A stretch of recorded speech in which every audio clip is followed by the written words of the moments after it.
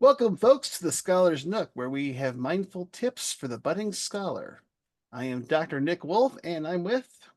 Dr. Stephen Lidenberger. We are glad you're here. Stephen, good to see you today. How are you? I'm doing great. How are you, Nick?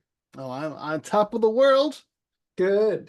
Now, today we decided to talk about the introduction to a research study. Now, the introduction is very important because it provides the first bit of orientation for the researcher during the development of a research study.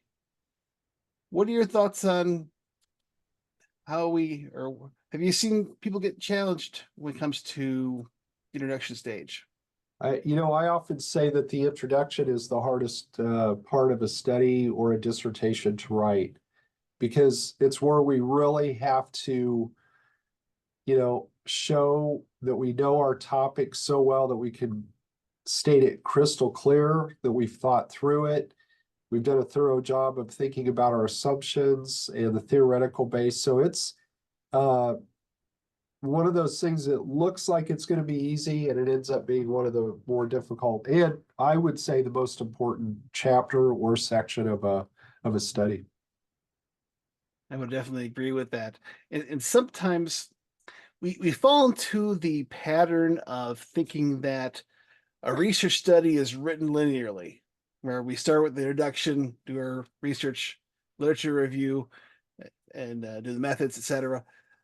What I found, especially for the introduction, a lot of times you don't really know what you're going to be exploring until you get into it. So therefore, sometimes you need to reiterate through the introduction as you work through it so that to better understand what's happening. I agree. So, okay, second here.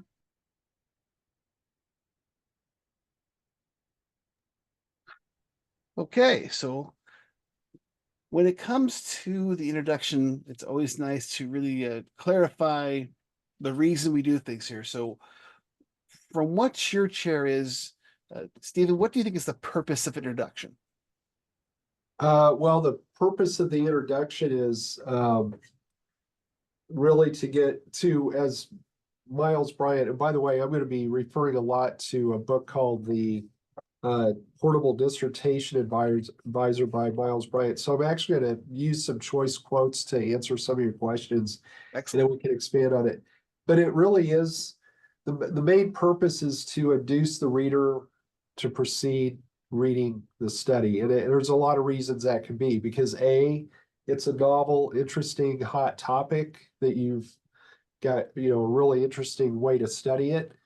Or it's a continuation of other work in it. And someone who's already in that stream of research is going to want to read what you have to say and what you found in your study. So I think that's the main purpose and the importance of a really good problem statement or an introductory statement in the introduction.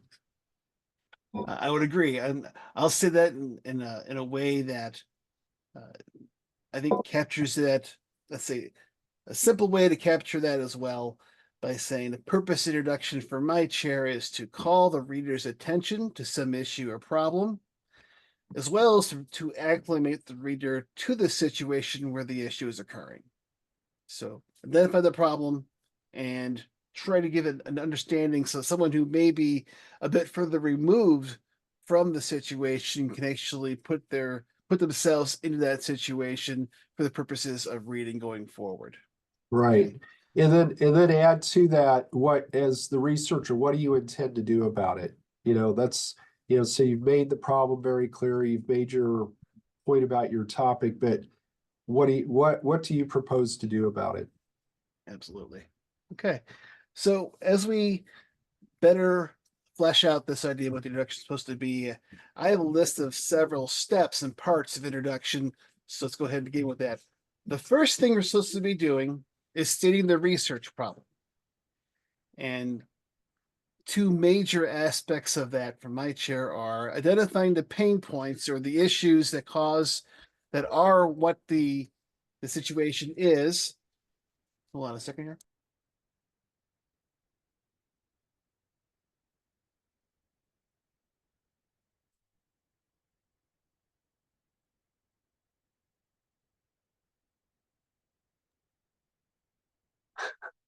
Hello, folks. Sorry for the hiccup there, but sometimes we have things at home, extracurriculars that need to be addressed here. So Welcome back.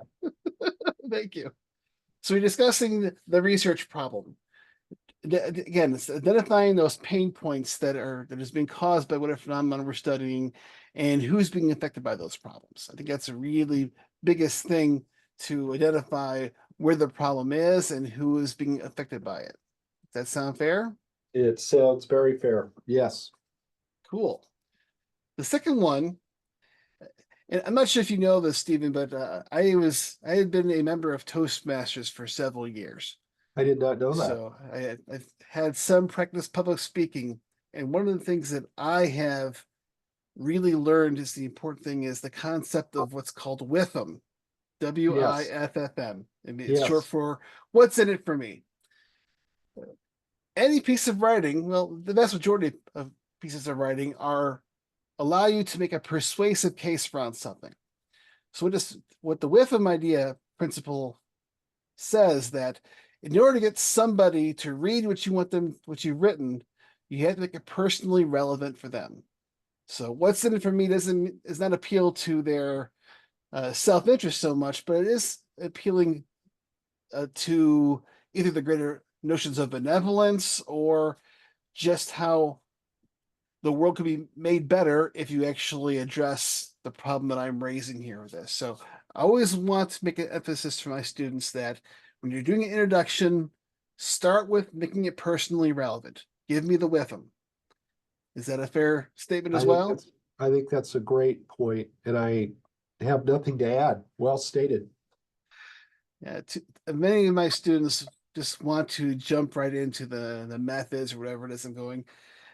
It you don't, especially in that first page, you do not want to sound like a clinician. You want to Right. sound like someone who's trying to make the world a better place, and that's I think that is the best way to try and make it personally relevant and just get some interest on the part of the reader so that they choose to keep investing the time to move forward with it. Yeah, I would say make the world a better place and slash or uh, you know,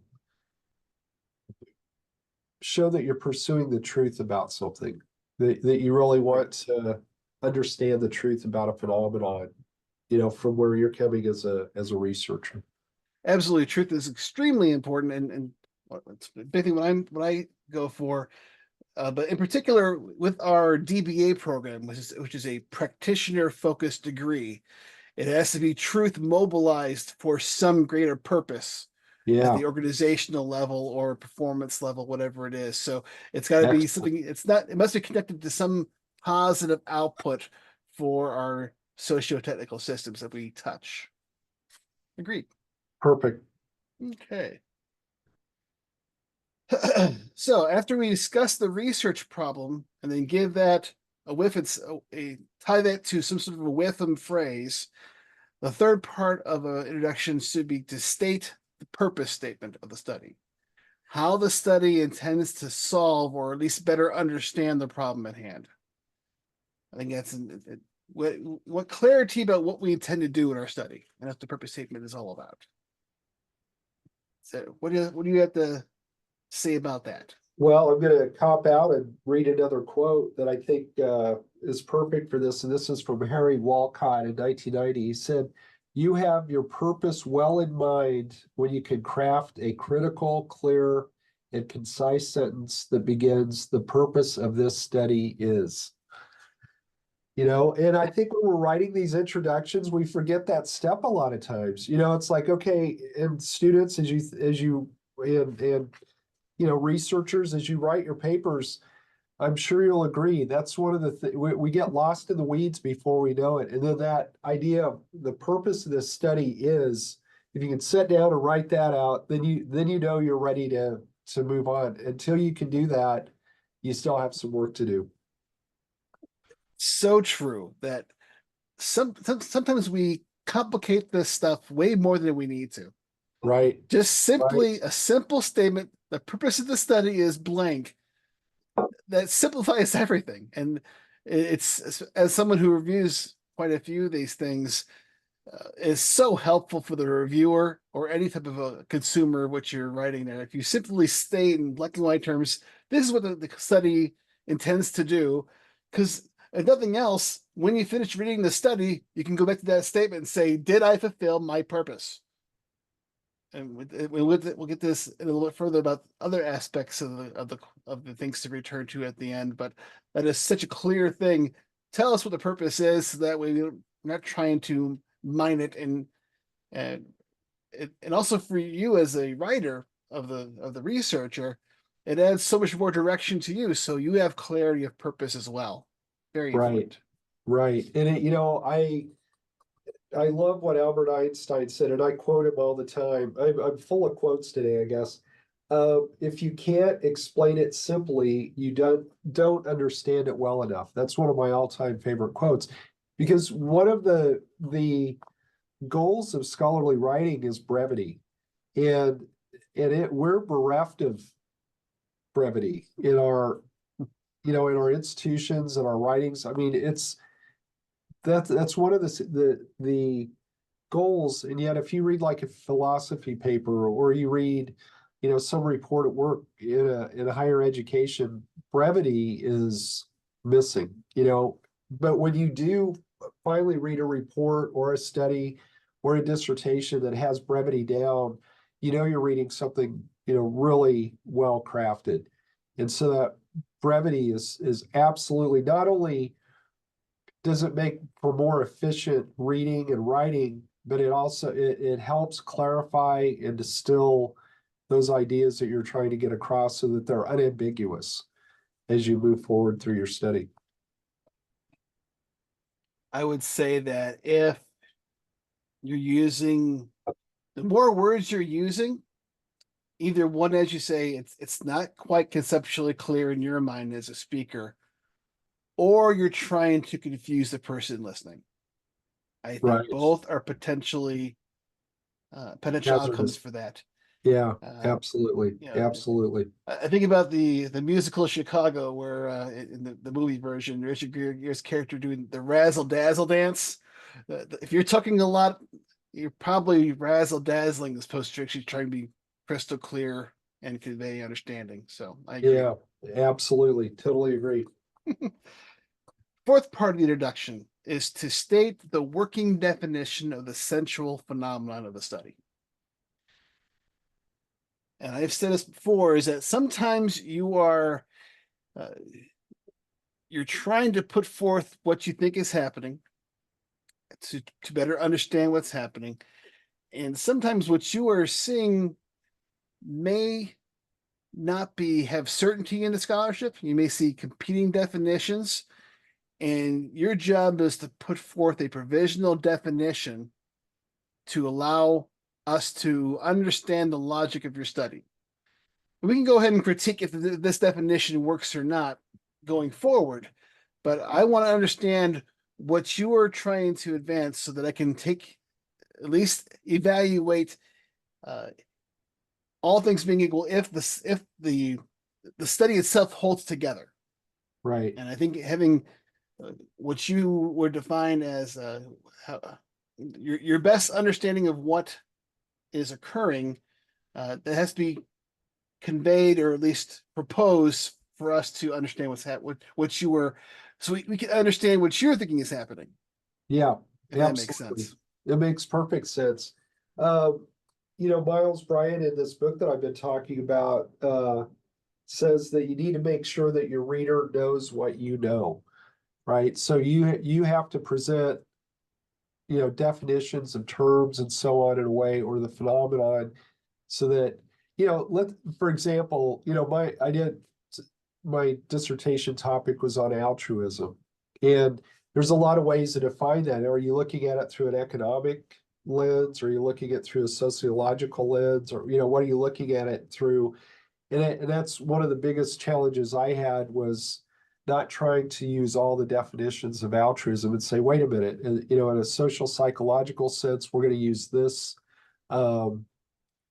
Let's use this definition, which was basically, doing a kind act with no apparent um, reward for the person doing the kind act or something like that. So it gets around the whole economic question of does it even exist? Well, the motive really doesn't matter. It's the apparent, selfless act to help someone else with, no apparent expectation of any reward for yourself.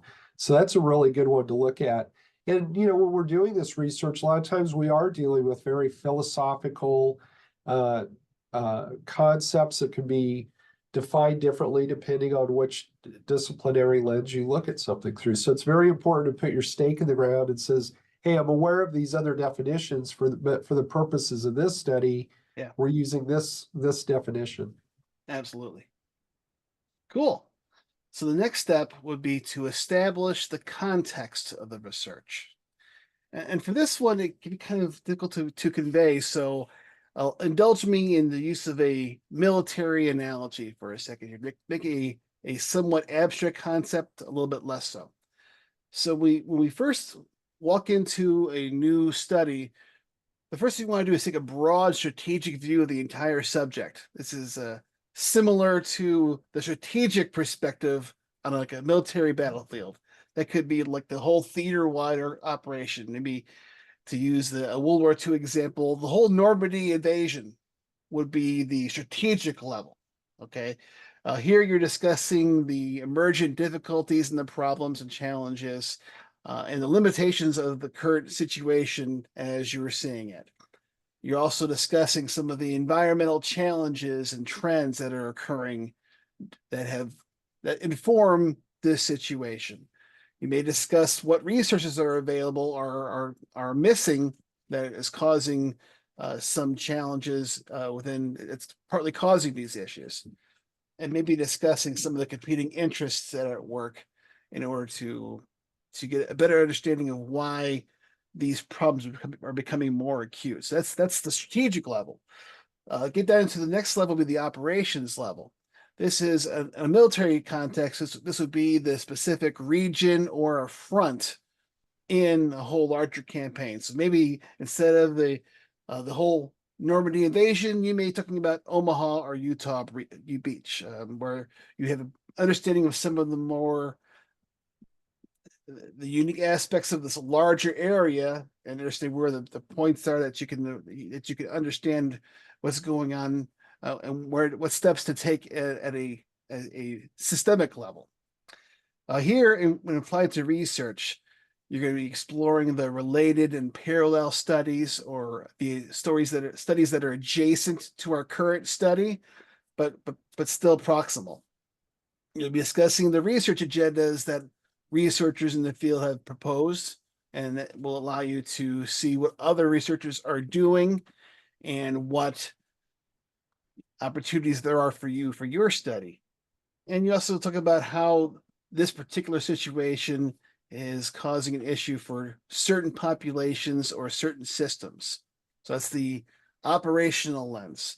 And then on the base level, the tactical level, this is at the level of again where you understand the unique and local aspects on a specific piece of the map. So maybe in the on Normandy, a specific bridge crossing to secure one of those areas, that'd be a tactical perspective and a purpose for your study. The idea is to now have to get down to the level of specificity that it allows you to build enough space for one study to fit in that. So it's about, in this case, you're erecting the proper set of guardrails and parameters so that a single study and only a single study can occupy that space. Because one of the biggest problems we have is to define the limits of our study because we can't do everything in one particular study. Yeah, So the strategic level, the operations level, and a tactical level, and we have to mind down to get down to a tactical level by the time we're done with our introduction. perfect. I agree. What else do you want to say about a study's context?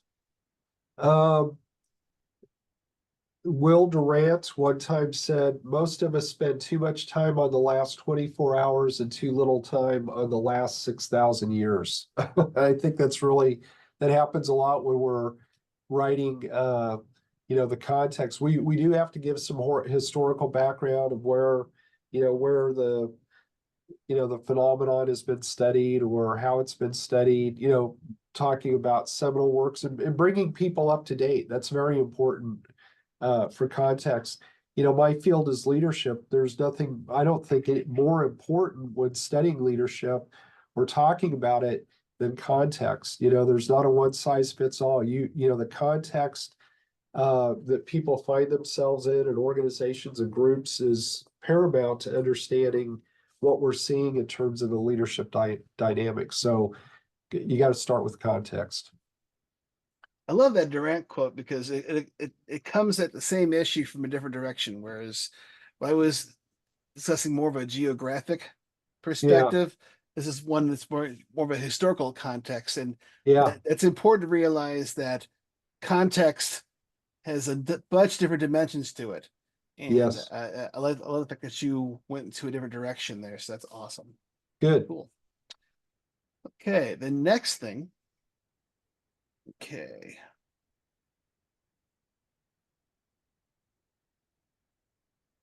When Just a few more things about context.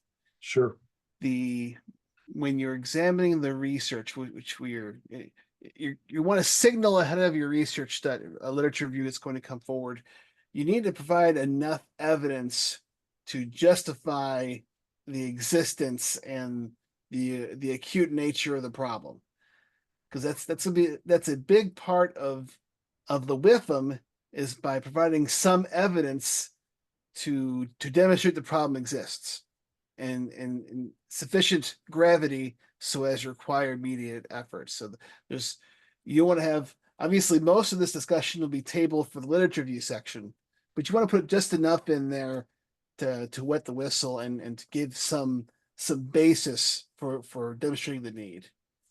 right. And this would be a good place also to again, Miles Bryant in his book, Reportable Dissertation Advisor. Um, he recommends doing a table in the context part of where you show the number of dissertations or other articles about your topic. So you can see maybe and he has them broken out by year also. So you can see, the development of a topic or how it waxed and waned in the literature. I think that's a really good element to put into the context section as well. Cool. And another piece on the context here is to identify where the deficiencies are in the evidence, especially if you're trying to, in your study, address some of those deficiencies. Maybe this particular phenomenon has not been evaluated in a certain population or in a certain business context. By simply exploring where those gaps are, that's another way to identify the gap analysis for the proper how to situate this research. Understanding where those deficiencies are is also and helps to point out why this study here is important. Cool. Right. The next part of the introduction is the theoretical basis of the study. How about you tell us a bit more about that, Stephen? Well, the theoretical base, it depends on the type of study you're doing, whether or not this even needs to be included. So like in a quantitative study, I would say theoretical base is either implied, but it should be talked about in terms of the central theory that you're talking about. You're going to be studying variables within a theory more than likely, or extending, our knowledge about a phenomenon. But most of the variables that we study are constructs that are part of a larger theory. So that's very important. In a qualitative study, like if you're doing a grounded theory, clearly, and that's the kind of study I did in my dissertation, you really have to discuss the theoretical base of, in my case, altruism or servant leadership. Altruism is a construct within servant leadership. And so that's super important. However, if you're doing an exploratory study, if you're trying to discover something new, maybe create, find new constructs that could help build into a new theory or add to a theory, then the theoretical base really isn't needed. And in qualitative studies, we're seeing this more and more where, you know, we have a hunch about something. We don't have a theoretical base about it, but we're going to go study it and see how it works in the real world. You know, the theory may come at the end of the paper. You know, you may find that you've discovered, like in grounded theory, a lot of times that's what emerges from a grounded theory study. You can either look at something through the theories that already exist. That's one part of grounded theory, or you can use your observations to start building a new theory. So the theoretical base is kind of a moving target, and it's really dictated more by the method that you're employing in your study. And even if you do not yet have a theoretical or a theory that you're trying to apply to the situation, if you're purely in exploratory mode, there is still rigorous or defined goals of scholarly inquiry that you Sure. must adhere to. So that could be very different. There's always a framework to build from that you need to be doing, even if it's not applied to anything specific. There are general guidelines as well. Totally agree. Totally agree. And another part of a theoretical basis, every scholar, and this is you can this is not a hard and fast rule, but every scholar comes with their own particular worldview that they're approaching the research study, and that informs the types of theoretical bases that they choose to embrace most of the time. So understanding that about yourself, and this may be a subject for a future podcast about research worldview and perspective, that's going to inform that theoretical basis as well. Cool. So next after theoretical basis will be the research questions. So these are basically what are the questions that you do not know the answers to, but would address the problem, or at least try to address part of the problem that you identify in the opening statement, or in the problem statement here. So what do you have to say about developing research questions, Stephen?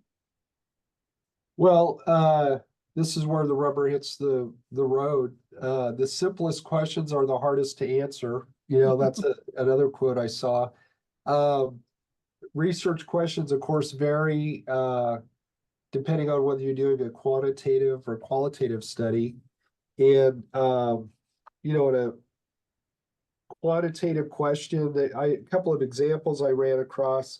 To what degree do Korean principles subscribe to Confucian beliefs as measured by Chinese Values Survey? That's a quantitative Sure. study. Or do Korean principles report adhering to an authoritative leadership style as measured by leadership skill? So you're looking at some kind of question that leads to a correlation or a multiple regression kind of study. So you're asking it in a affirmative way, and then that question, of course, is going to be supported by, or explored, I should say, through the hypotheses that you come up with.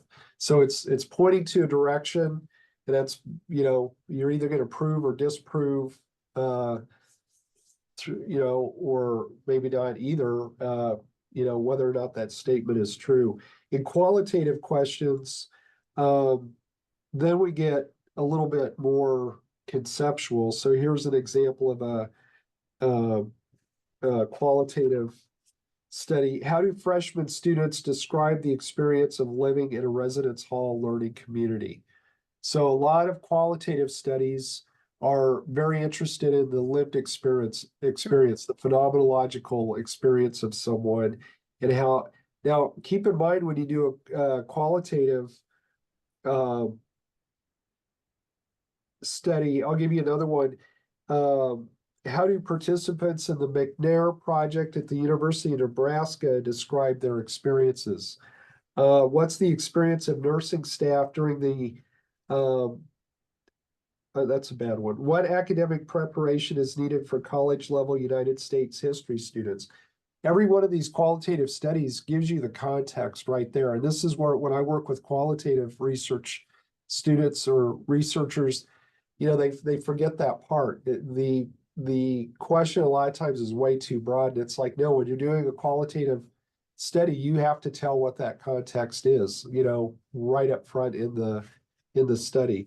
And so that's the differences that I've seen between qualitative and quantitative research questions. And they're really important to study that and to remember what elements make up a good research question. And just to piggyback on that, I see an analogy between the discussion a little while ago about context, the research Yes. context, Yes, and the research questions, me because too. there are strategic level research questions and there's operational level research questions. And I think the technical level questions are what actually take the form, as you said a moment ago, in the hypotheses of the study. Yeah, And whenever you're asking a broad research question, you're probably going to have other sub questions beneath it that are more that are a middle layer between the actual questions you're asking and specific things you're trying to find and that research that broad strategic question there. So I think there's a very good analogy in terms of the scope of the questions you're asking. I agree. Okay. The next part, what we're finding here is the introduction is going to lightly touch every aspect of the study that's going to come together, which is why I said before this is an iterative process. Sometimes you won't realize the proper method until after you get through the literature review and you start writing your methods out yourself. So the next step of the next part of the introduction will be a brief discussion of the method you're using. Right. Can you say more about that? Plan your work and work your plan. That's the quote I want to use for here. That's from Paul Bullock in 1959. Plan your work and work your plan. You're basically, and if I may back up just 1 second, I had a thought as you were commenting on the last section that an introduction truly is a blueprint. Like if you were building a house, you're showing what's going to go, where the rooms are going to go and the size of those rooms and so on and so forth. So the method is really one part of that blueprint where you, based on your arguments that you've created earlier in the paper, it makes the most sense to approach this from a quantitative, approach. We want to try to replicate a study. Therefore, it's going to be quantitative and it's going to be experimental and it's going to be exactly like the other studies with new subjects or new participants, new sample. Um, and same way with a qualitative study, you're going to explain there's very little theory out there, on cultural antecedents of altruism or something. It's like, so since there's hardly anything out there, this really does call for field research. It calls for a qualitative method. So the method part, again, it's touching lightly on it's going to be qualitative or it's going to be quantitative. And it's proposed that this particular approach is going to be used within that method. And, it's an informed decision. Absolutely. The next step is this. Sometimes it's not required, but it does happen sometimes. Actually discussing definitions. We've already discussed that there's the definition of the essential phenomenon, but sometimes you actually need to actually just define your terms, which is that's the first part of any argument essentially is define your terms. So what definitions do you think, or how is that also an important feature of the introduction? I think, especially in a quantitative study where you're going to have variables, that you're going to propose that there's some kind of relationship between these variables. So the easiest thing to remember is each one of those variables has to be clearly defined. And, and also, I guess, this is where you can start talking a little bit about your assumptions where, you're using a social constructivist or a positive frame, or a humanistic or a feminist frame or a critical race theory, any of these, it's really important to start talking about that towards the end of your definition of terms. Wouldn't you agree? I totally agree. Uh, there's a line of thinking out there on the internet is that most disagreements are just argument over definitions. Yes, and I agree. there's a lot of truth in that. Yeah, Uh, and I think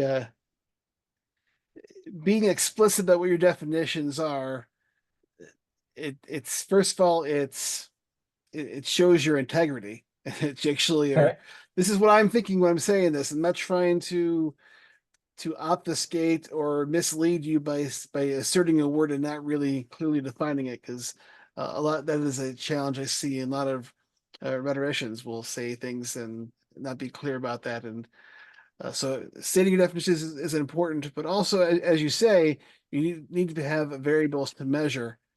And if you don't have a good definition, how do you measure something without a definition? I don't think you right, can. So very right, important. right, exactly. Okay. You know, Next, I brought this sample or this example before, but the example of the word empathy. I'm really hung up on this because I think we're misusing. I think we have a definitional problem with empathy, and I challenge anybody that's listening to this podcast. Look, think about that. Empathy was, as I said before, it was you know, really a word that didn't appear until the early 20th century, and it was used to describe how a person feels when they look at a work of art. And yet we've taken this as a very specific use of that word, and we've turned it into something that's a little bit different, human to human interaction. Um, are we really using the right term? Is that why, empathy is so hard for us to get our heads around and measure? Because, like I said, in clinical counseling or one of those fields, empathy is absolutely paramount to understanding the experience of other people. But at the same time, there's a lot of research at organizations that shows that too much empathy is a bad thing, and you can get easily manipulated by people. So, it's like empathy is a big one that I think, in fact, that's a study I would like to see someday is challenge our understanding of empathy, how it plays out in human to human interaction, as opposed to looking at an inanimate object and having some kind of feelings that emerge. toxic empathy. Yeah, yeah. And I'm all for compassion and so on, but empathy to me, and I don't want to take over this, session by talking about this particular thing, but we have to be careful how empathic we are to toxic personalities, We have to be very, very careful about that. And if we just use unbridled empathy all the time, you can see how it's very easy to get pulled into the orbit of some, toxic leaders or coworkers. Totally agree with that. And sometimes, excuse me, um, if we are, there's a little bit of presumption in there too, because we may think we're being empathetic, Yeah, but how well do we really know what's going on in the person's head? yeah, yeah, I think that's, yeah. I I mean, it's looked at through our own lens, our own construction of reality. So you know, I mean, this is just one example. We could talk about this for an entire hour, I'm sure, sure. sure, But I do think the point here is that it's a really good example of how important it is to not assume everybody defines the term the same way. And again, I love that quote, make sure your reader knows what you know about a particular phenomenon or concept, and definitions are key to making sure that the reader knows what you know. very good. Next part of the literature of the introduction is the assumptions. So, what assumptions do we need to account for in our introduction? As Miles Bryant says in this book that I keep referring to, no study will answer its research question with complete certainty. I think that's a true statement. And the reason for this imperfection lies in the assumptions that we all bring to our efforts to understand how and why things work the way they do. So we have to be very, very careful about checking ourselves before we wreck ourselves, right? So we have to really think about, okay, what assumptions am I bringing to this? I remember early in my graduate studies, the big debate back then was, is the person or the situation more important in, leadership, or in high functioning, understanding how things work in organizations. And I was person, person, person all the way. And now I'm situation, situation, situation.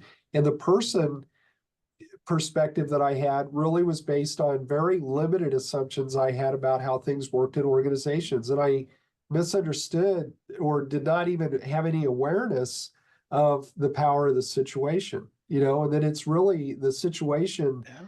probably overrides the person. Sometimes we don't recognize our own selves when we're in a new and novel situation. It's like we act in ways that are probably predicted by the situation, but not predicted by the person.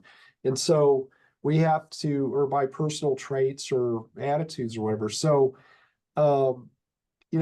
I think it's really important to do that heavy lifting intellectually to make sure that we are very clear what our assumptions and, dare I say, blind spots are, when it comes to, embarking on a study. To me, there's no greater justification for the need for diversity than that, Yes. because it's it is crazy. You find someone who's from a different background who is a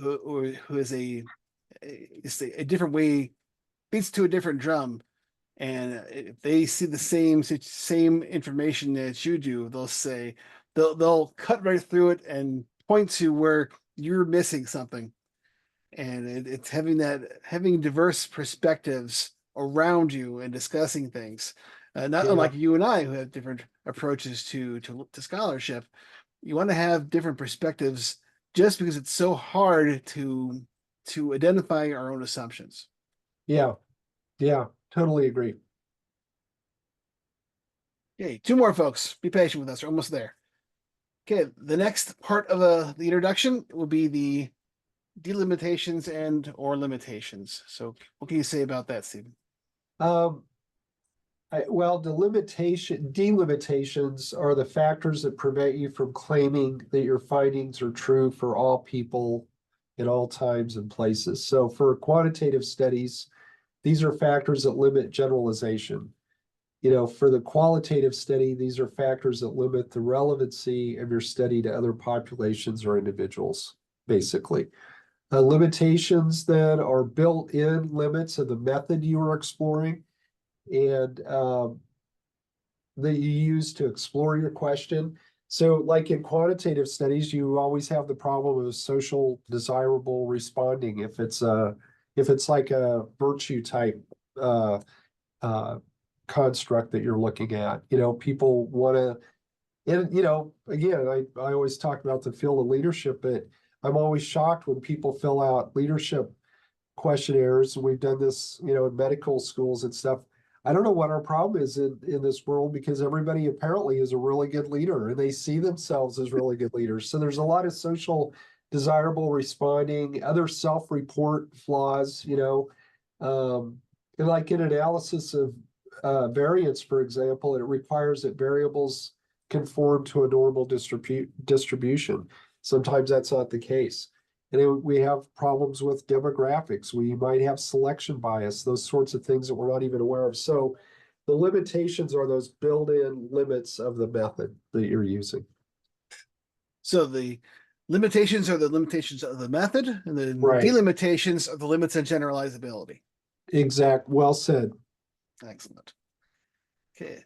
The last piece of the introduction, and again, this is something going with that iterative framework. The last thing I want to have in my introduction is describe the substantial contribution to the literature. Right. What makes this bit of research important? Why does it stand out? What is unique about this, and therefore qualifying for either a journal article or for dissertations? I want to have that.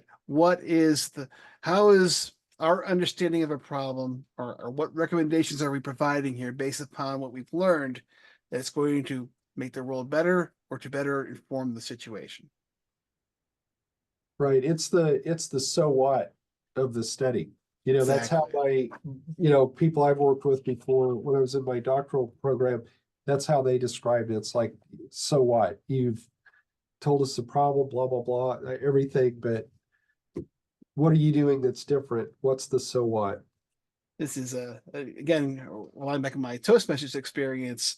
When you're doing a presentation, well, if you're doing a speech, you tell them what you're going to tell them, then you tell them, then you tell them what you told them. Right. When you're facilitating an activity, you say what, then you go to a debrief and discussing the implications of it. That's the so, or that's the now what, or the so what. And then you get to how do we apply this learning going forward? That's the now what. So you have I like the that. what, the so what, and the now what. That's how you facilitate a sort of a learning experience, learning activity. I So like the that. similar thing applies here. It's awesome. Totally agree. All right. So we are getting close to the end here. Um, Final thoughts. Uh, I'll just circle back to what I said in the beginning. Beware the introduction. If it looks easy, you need to think twice because it's one of the most difficult parts to write for a study or a dissertation. And you know, I urge our listeners to listen to this and take notes and think about each one of these sections because it can really help organize your thoughts and help you create a very well thought out blueprint for your study. Nicely said. So I think this has been a very fun and deep conversation, and I appreciate you talking with me today, Stephen. And I want to thank all you folks out there for listening. Until next time, this has been Dr. Nick Wolf And Dr. Stephen Lindenberger, reminding you to think think better. better.